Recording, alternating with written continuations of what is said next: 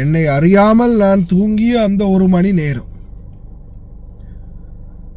அவ்வளோதான் போனது தூக்கம். அஸ்ஸலாமு அலைக்கும் வரஹ்மத்துல்லாஹி வபரகாத்துஹு. அன்பார்ந்த அனைத்து உறவுகளுக்கும் இனிய மதிய வணக்கம்.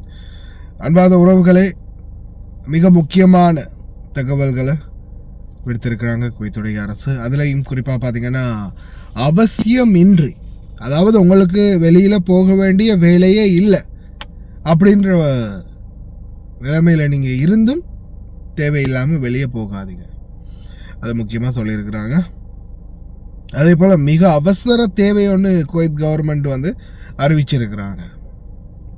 என்ன தேவை, அதை பற்றியும் பார்க்கலாம். இன்னைக்கு அதிகாலையில் இருந்து நான் நினைக்கிறேன், இப்போ ஒரு 2-3 நாளாகவே சிச்சுவேஷன் மோசம் இருந்தாலும், இன்னைக்கு பார்த்தீங்கன்னா விடிஞ்சத்தில் இருந்து நேற்று நாள் 12 மணியோட முடியுது இல்லையா, அதுக்கப்புறமா இருந்து அந்த வேலைகள் சின்ன சின்னதுகளை முடிச்சுட்டு அப்போ ஷவர் செய்கிற மாதிரி அந்த ஏற்பாடுகள் எல்லாம் முடிச்சுட்டு அதுலேருந்து ஃபுல்லாகவே ஒரு துளி தூக்கம் வரல. அந்த விடிஞ்சதுக்கு அப்புறமா காலையில் ஹாஸ்பிட்டல் டியூட்டி கொஞ்சம் இருந்துச்சு. அந்த வண்டியில் ஏறி ஜாபர் ஹாஸ்பிட்டலில் போய் பார்க்கிங்கில் ஒரு 9 மணிக்கு நிறுத்தினேன். சரியாக 10:30 நான் நினைக்கிறேன், 10:30 மணிக்கு பாபா வெளியாகி வந்தார். 9 மணிக்கு நிறுத்திட்டு சரியாக 9:45 அப்படி இருக்கும்னு நினைக்கிறேன். 9:45 அல்லது அந்த குறுகிய காலத்துக்குள்ளே தான், 9:30 மணிக்கெல்லாம் அங்கே போயிட்டேன். அந்த 15 நிமிஷம் கேப்பில் வண்டியை நிறுத்திட்டு கொஞ்சம் சின்ன சின்ன ஃபோனில் இருந்ததுக்களை பார்த்துட்டு நோண்டிட்டு நியூஸ் அது இருக்கான்னு அப்படியே அந்த ஒரு கலக்கமான ஒரு நிலைமை வந்துச்சு, ஒரு தூக்கம் மாதிரி. அப்போ அந்த வண்டிக்குள்ளே தூங்கினது தான், அதுதான் தூக்கம். பலருடைய நிலைமையும் இதுதான். அரபு நாடுகளில் இருக்கக்கூடியவங்களுடைய நிலைமை இதுதான். இதை நான் எதுக்காக சொல்கிறேன்னா, இலங்கையிலேருந்து நிறைய உறவுகள் பார்த்துக்கிட்டு இருப்பீங்க, இந்தியாவிலேருந்து நிறைய உறவுகள் பார்த்துக்கிட்டு இருப்பீங்க. உங்களுடைய குடும்பங்களில் இருக்கக்கூடியவங்க, வெளிநாடுகளில் இருக்கக்கூடியவங்களுடைய நிலைமை இதுதான். ஏன்னா யாருக்கும் சரியான தூக்கம் இல்லை, தூங்கவே முடியாது. ஏன்னா குறைஞ்சது ஒரு அரை அவருக்குள்ள சரி ஒரு 3 சத்தம் கேட்டுருது, மிசைல் விழக்கூடிய சத்தம். இந்த மாதிரி தொடர்ந்து கிட்டத்தட்ட நான் நினைக்கிறேன் 30க்கும் மேற்பட்ட மிசைல்கள் வந்து நேற்றைய தினம் அந்த கவுண்டிங் படி நான் ரூமில் கேலண்டரில் மார்க் பண்ணி வச்சுருந்தேன். சாதாரணமாக நான் நினைக்கிறேன் 12 மணியில் இருந்து சரியாக 7 மணி வரைக்கும் நான் காது கொடுத்து கேட்டது குறைஞ்சது நான் நினைக்கிறேன் ஒரு 30 தடவைக்கு மேலே நான் மார்க் பண்ணியிருக்கிறேன். 32, 33 இருக்கலாம், 31 இருக்கலாம், 33 இருக்கலாம். நான் மார்க் பண்ணது அந்த கேட்கக்கூடிய ஒரு சத்தங்களை வச்சு. அதையும் தாண்டி ஜஹரா பக்கமெல்லாம் போயிருந்தால் அது கேட்டிருக்காது எங்களுக்கு.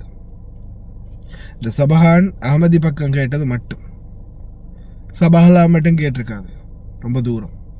அப்போ எத்தனை மிசைல்கள் வந்திருக்குன்னே தெரியல. ஏன்னா இந்த 2 நாளைக்குள்ளேயே உள்துறை அமைச்சகம் அறிவிச்சிருக்கிறத பார்த்தீங்களா, கிட்டத்தட்ட 380 மிசைல்களை வந்து தடுத்து நிறுத்திருக்கிறாங்க. அப்போ யோசிச்சு பாருங்க எந்த அளவுக்கு பாரதூரமான நிலைமை இருக்குதுன்னு. அதே போல் அன்பார்ந்த உறவுகளை, குவைத்துடைய அரசு மிக முக்கியமான தகவலை வெளியிட்டிருக்கிறாங்க. தேவையில்லாமல் எந்த ஒரு விடயங்களுக்கும் வெளியே போகாதீங்க. முக்கியமாக அந்த கிர்கியான் அப்படின்ற ஒன்று, நான் இன்றைக்கி செய்தியிலையும் சொல்லியிருப்பேன், கிர்கியான் அப்படின்ற ஒன்றுக்காக குழந்தைகள் யாராவது வெளியில் போக கூப்பிட்டா பணிப்பெண்களை, சாரதிகளை தயவு செய்து கூட்டிகிட்டு போகாதீங்க. ஏன்னா அவங்களுக்கு வந்து தடுக்கப்பட்டிருக்குது, தடை செய்யப்பட்டிருக்குது அப்படி வெளியில் போகிறது. அதே மாதிரி கூடாரங்களில் யாரும் இருந்துடாதீங்க. கூடாரங்கள் அப்படி இருக்கிறீங்கன்னா உடனடியாக வெளியேறுங்க. சிலர் வந்து உங்களை கூடாரங்களை வச்சுட்டு இப்போ இந்த காவா சாய் ஊற்றக்கூடிய இந்த மாதிரி சில செட்டப்புகள்லாம் ரெடி பண்ணியிருப்பாங்க, கூடாரம் ரெடி பண்ணியிருப்பாங்க. அதை ரெடி பண்ணிவிட்டு அவங்க யாருமே இன்னும் வரல கூடாரத்தில். நீங்கள் ஏதோ சாப்பிட்றதுக்கு சமைக்கிறதுக்கு எல்லாமே இருக்குது, சமைச்சு சாப்பிட்டுட்டு அங்கேயே இருக்கிறீங்கனாலும் கஃபீல்களுக்கு கால் பண்ணி சொல்லுங்கள், இந்த மாதிரி சிச்சுவேஷன் இருக்குது, நான் வந்து உடனே இதுக்குள்ள நார்மலான நிலைமைக்கு வந்தே ஆகணும், என்னுடைய ரூமுக்கு வந்து வந்தே ஆகணும், இல்லை நான் இந்த மந்தக்காக்குள்ளே வந்தே ஆகணும், எனக்கு இங்கே இருக்க முடியாது அப்படின்றத கட் அண்ட் ரைட்டாக சொல்லிடுங்க. ஏன்னா சிச்சுவேஷன் ரொம்ப மோசம். பாலைவன பகுதிகள் அவங்க வந்து இப்போ நம்மளுக்கு பார்க்குறதுக்கு சும்மா சாதாரணமாக அங்கேருந்து இங்கேருந்து அங்கே போகிற மாதிரி இருக்கும். ஆனால் இதில் வந்து முக்கியமானது என்னென்னா அவங்களுக்கே தெரியும், அனுமானிப்பாங்க இந்த ஏரியாவில் தான் இந்த இதை வந்து அடித்து வீழ்த்தினா எந்த இடத்துல விழும் அப்படின்றது அவங்களுக்கு தெரியும். அவங்க அந்த மிசைலை வந்து வரக்கூடிய வேகத்தையும் எந்த ஏரியாவில் வருது, இதை வந்து அடித்தா எந்த ஏரியாவில் விழும் அப்படின்றதையும் வந்து அவங்க அனுமானிச்சுத்தான் அந்த இடத்துல வந்து அதை அடித்து வீழ்த்துறாங்க. இப்போ இது வந்து பாலைவன பகுதி என்னும்போது அந்த பாலைவன பகுதிகளை அவங்க டார்கெட் பண்ணுவாங்க.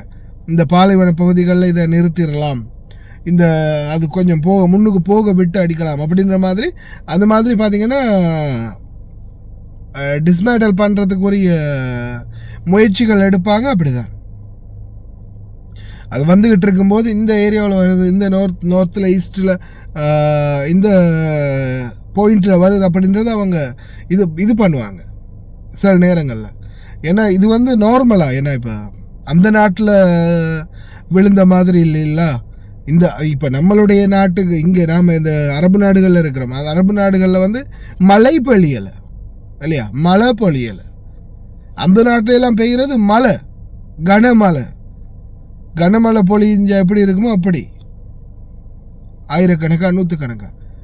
இங்கே வந்து ஒரு நாளைக்கு மிஞ்சினா ஒரு 40-50 தான், அந்த மாதிரி தான் வருது. அப்போ அப்படி இருக்கிறதால இவங்களால் அனுமானிக்க முடியும்.